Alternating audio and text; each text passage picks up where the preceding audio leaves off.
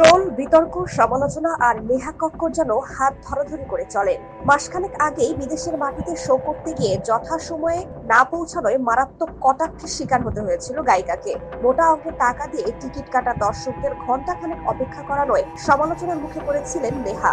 এবার নতুন বিতর্কে নাম জড়ালো নেহার উদ্ভট ফ্যাশন সেন্স নিয়ে।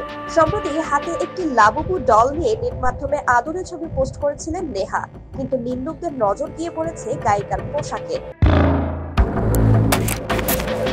ভারতীয় সংবাদ মাধ্যম বলছে নেহার পরনে ছিল সাদা ক্রপ টপ, তবে সেই পোশাকে অন্তর্বাস দেখা যাচ্ছিল খুব স্পষ্টভাবে। এছাড়া চোখে রোদ চশমা, মুখে হাসি নিয়ে ছবি দিয়েছিলেন নেহা কক্কর।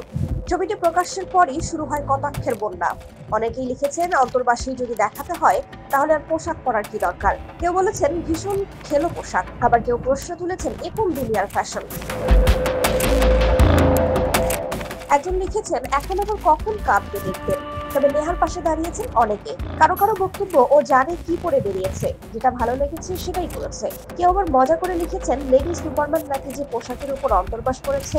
সব মিলে নতুন করে বিতর্কের কেন্দ্রবিন্দুতে নেহা কক্কর। যদিও গায়িকার ঘনিষ্ঠরা পোস্টে ভালোবাসা উজাড় করে দিয়েছেন, তবে তার অর্ধেক পোশাক নিয়ে বিদ্রুপ করতেও ছাড়েননি অনেকে।